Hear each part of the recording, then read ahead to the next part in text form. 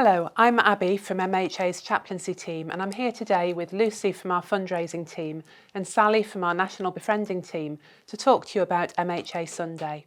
So Lucy, can you say a little bit about how MHA Sunday last year helped our work at MHA? Yes, definitely. So MHA Sunday last year was predominantly focusing on intergenerational work. We were looking at projects where we can support people in our services to meet with younger people, and that work's continuing. The work that was focused in the production last year is continuing in West London with a new intake of children, and we've got care homes where there are pen pal schemes, and even a care home where residents go out to join a baby group.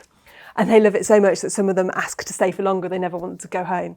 So that work is continuing, thanks to, in part, the support of the churches through MHA Sunday and more widely. Last year, we received over £150,000 from the churches, which is fantastic. And we always want to thank the churches that were involved for their really kind donations. It's really great, isn't it? Really great contribution. Definitely, definitely. So this year, what are we looking at this year for MHA Sunday? So this year, the focus of the story for MHA Sunday is befriending. And luckily we've got Sally here today who can tell us all about that. So befriending is when, usually two people are brought together and supported by an organisation, usually with the aim of reducing social isolation and loneliness. So at MHA we offer a national befriending service. So we're actually really proud of the fact that that is the first time in MHA we can support older people and take in volunteers wherever they live in the country. So that sounds great. So when you've matched them, do you continue to support them or do you leave them to their own devices? No, absolutely. So all our volunteers are given training and supported throughout that. And then once we match them to an older person, we ask all our volunteers to keep in regular touch with us, even when everything's going really well. It's really important that we know those calls are ongoing. But then when, our volunteers tell us they really see the value is if they do have niggles, if they have any concerns. So, for example, a volunteer recently contacted us because he'd been talking to a gentleman, they'd been matched quite a while, but he was really concerned about his well-being, saying a few concerning things during the calls. So he got in touch with us and we contacted the gentleman concerned and could see why, those concerns were there. And what we're able to do is contact his GP with his permission and arrange a consultation for him. And that's led to a greater package of support. So we've been able to then go back to the volunteer, and that enables him to continue the befriending relationship, knowing that the additional support that was needed is in place. And I think that's really the value of befriending through an organisation, so that I think the volunteers know that they can fulfil their role as a befriender and they're not going to be asked to take on any additional responsibility. That makes a lot of sense. And I hear you two were involved in a really exciting filming day for this year's MHA Sunday. I wasn't there, so can you tell me all about it? Yes, so although the befriending relationship is normally a remote one, so it's either by telephone or email or letter, we decided for MHA Sunday to really show the impact of the work that Sally's team does to bring one of the befrienders together with the person she's been supporting. So Sally and I had the pleasure of going to meet with Dot, who's one of our people that accesses the befriending service. I met her first of all in her flat with our filming team, and she told me a little bit about her situation before she got involved with MHA. And she was having a really tough time. She'd had a couple of bereavements and everyone was feeling quite isolated because it was in the early days of COVID and all those restrictions. And it was very emotional actually to hear how low she'd been.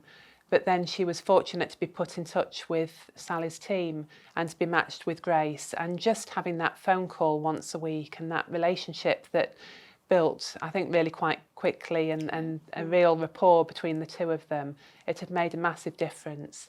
And then all of us met up at Rudyard Methodist Church, which is Dot's church, and she met Grace there for the first time face to face. It was ever so emotional, wasn't it, Sally? It was, yeah. It was just a real wow moment. I think when we first came together, the befriending team, we found we were, I think, somewhat apologetic for the fact it was a remote service. We were all come from face-to-face services. And what we've learned over time is the power of that remote connection, and that even over the phone, the way people connect with each other. So seeing Grace and Dot and just their relationship, it really just corroborated that and just, showed us that, what we do and the power of it. So it was really quite magical, wasn't it, Abby? It was. Sounds like a fantastic day. And of course, you had Pam Rhodes with you as well, didn't you? Our patron, who really kindly gave her time for the day as well. And I understand there's other resources. So there's the film that hopefully everyone will be able to access, either stream or download.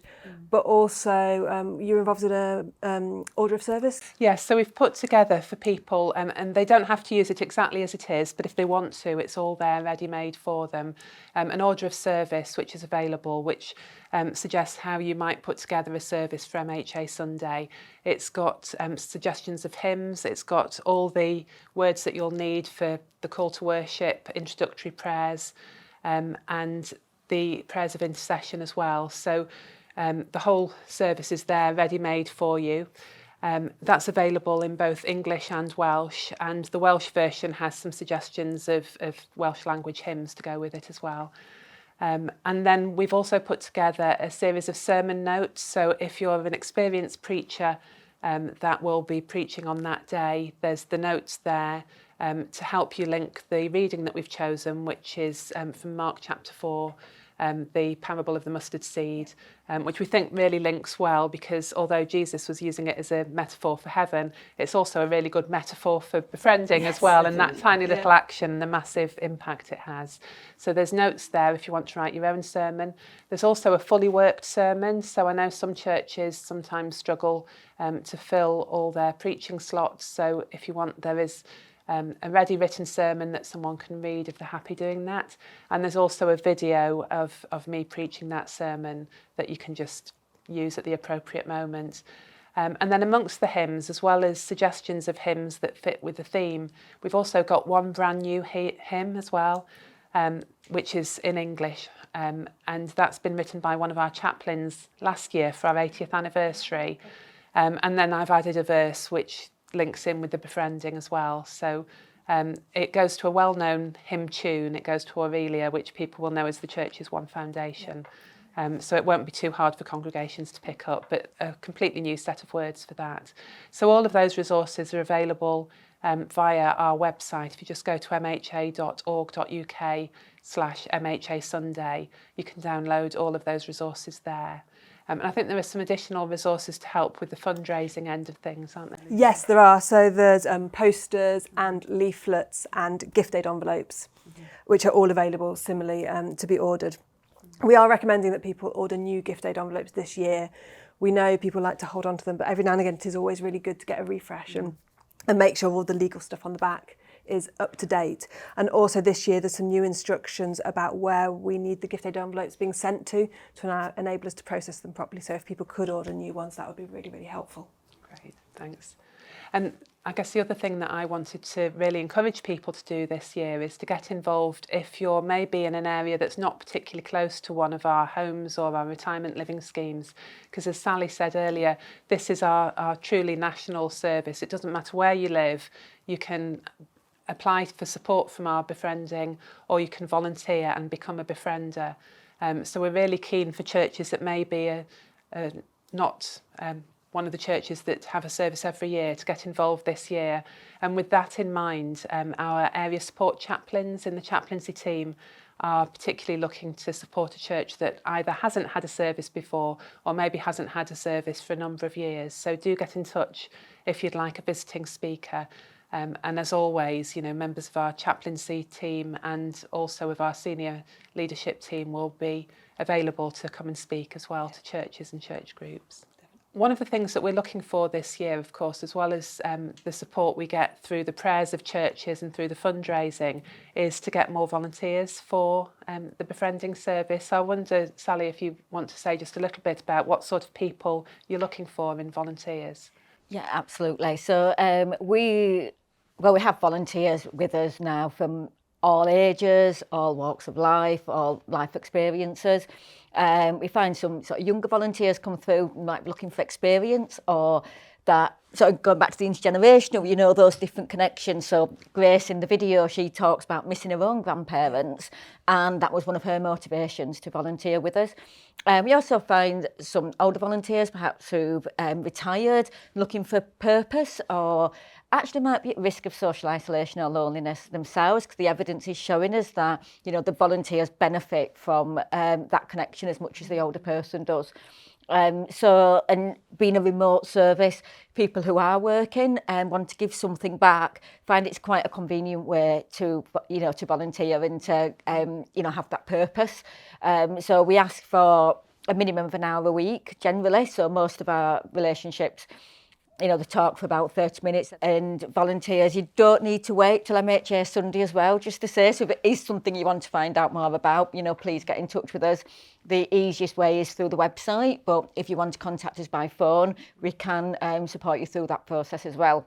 So yeah, that's really interesting what you were saying about not necessarily waiting for MHA Sunday, because of course what MHA Sunday does have a date we advertise, people can hold it in a service whenever works for them. Absolutely. So the official date is the 9th of June this year. It's always the second Sunday in June, but we know that that doesn't work for every church. This year Easter's been early, so it's not clashing with any major festivals, but it's also Bible month for Methodist churches, and all different churches have different programmes. So we do encourage you, whenever works for you, to hold it on a Sunday that fits with your rota. Maybe because we've got all these resources, it might work well for churches to put it down for one of their local arrangement weeks. Equally, some of our chaplains will do more than one service at different churches, so it may even be that when you approach us, we suggest you hold it on a different week. So it can be completely flexible. You can do it any time in the year at all, whatever works with your particular programme of activities and services. We also encourage churches, if they've got a midweek service, if they think that will work better for them, you can hold it midweek. And if you're really struggling to fit it in with your plan of services, why not think about inviting a speaker from MHA to maybe a fellowship group or a breakfast meeting? Whatever you've got going on in your church, we'd love to come and share a little bit about our work. Well, thank you, Sally, for joining us today and telling us all about befriending. And thank you, Lucy, for your time and your support from the fundraising team as we carry on with MHA Sunday. And thanks to everyone that's taken the time to watch this video. Do go on to the website and have a look at the resources that are available there. A special thanks to our church and circuit reps. You should have received the resources and a pack. But if you haven't done, please do either drop us an email or give us a call, and we'll make sure those resources get out to you. If you don't have a church or circuit rep, I would encourage you to get involved this year. It's a particularly good year for new churches to get involved if you're maybe a bit further away from our homes and schemes, because we are focusing on the national service that is befriending. It would be great if you can get involved and support us through your prayers, with your gifts, and through volunteering. Thank you.